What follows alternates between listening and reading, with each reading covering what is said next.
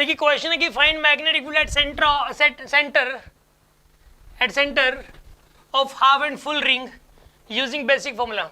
मतलब क्या है कि देखो यहाँ पे ना एक तो हाफ रिंग दी हुई है, ऐसे एक हाफ रिंग दी हुई है आपको, ठीक है, और इसमें से आई का करंट कैरी कर रही है ये, और आर का रेडियस है, एक हाफ रिंग दे रखी है, और ये कह दिया जाए कि इसके सेंटर के ऊपर मैग्नेटिक फील्ड बताओ। एक हाफ रिंग दे रखी है और इसके सेंटर के ऊपर मैग्नेटिक फील्ड की वैल्यू फाइंड आउट करो आप, ठीक है ना, पहला क्वेश्चन तो यही है। और एक फुल रिंग है, ठीक है जी, और करंट कैरी करिए आएगा, इसके सेंटर पे मैग्नेटिक फील्ड का फॉर्मूला बताओ, ठीक है। इसके भी सेंटर बताना भाई और इसके भी सेंटर बताना भाई, और बेसिक फॉर्मूला का यूज होना चाहिए। खैर ये बेसिक फॉर्मूले से भी निकलेगा, और कोई तरीका भी नहीं है इसका, बेसिक फॉर्मूले से ही निकलेगा।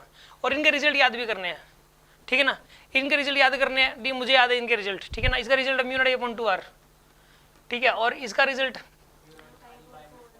Mu not I by 4r है, और इसका 2r है, इसका 4r है, मतलब ये ज़्यादा यूज होता है mu not I upon 2r, ठीक है ना। इनके रिजल्ट जो है ना ये आपको याद करने हैं, और इसके पीछे जो लॉजिक है वो हमें बताना जरूरी है।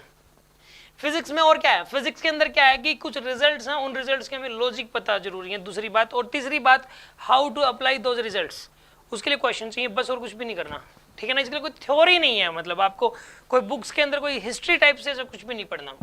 अब सुनो, इसके अंदर एक तो हाफ रिंग दी हुई है और एक फुल रिंग दी हुई है। जो हाफ रिंग इसका रेडियस आ रहा है और फुल रिंग का रेडियस भी आ रहा है, इसके भी सेंटर बताना है और इसके भी सेंटर बताना है। इसमें से भी करंट आई कैरी कर रही है, ये भी करंट आई का चल रहा है इसके अंदर से भी, ठीक है। इसको करने के लिए सबसे पहले तो बेसिक फॉर्मूला क्या है, बेसिक फॉर्मूला बता रहा हूँ। अगर एक आर्क दे रखी है आपको, आर्क, ये आर्क दे रखी है आपको, ठीक है ना, ये एंगल स्प्लिट करे फाई का सेंटर के ऊपर, and its radius is R, ठीक है ना।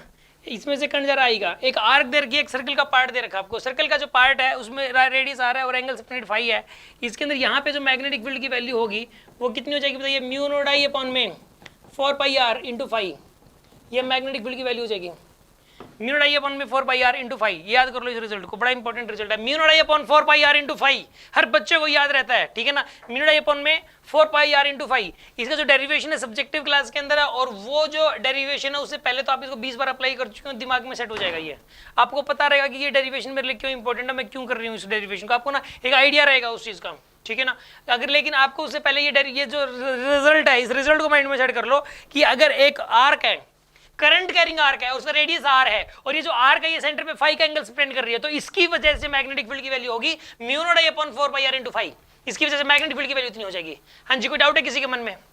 अब सुन लो, अब ये वाला जो रिजल्ट है, अब इसका से इसमें मैग्नेटिक फील्ड की डायरेक्शन क्या होगी, सुन लो आप।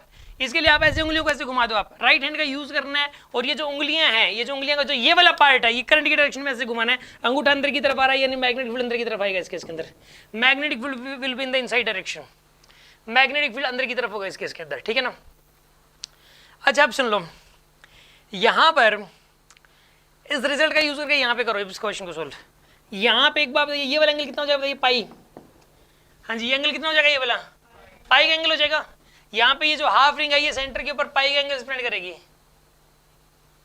पाई का एंगल स्प्रेड होगा यहाँ पे, angle spread will be pi not the phi, phi मतलब फाई की वैल्यू ही पाई, यहाँ पे value of phi is pi, right. अब सुन लो, यहाँ पे म्यू नॉट आई अपॉन में 4πr इंटू पाई से पाई कैंसिल हो गया, क्या है आंसर, ये हो गया रिजल्ट। क्या मतलब रिजल्ट कहाँ से आया पता लग गया आपको।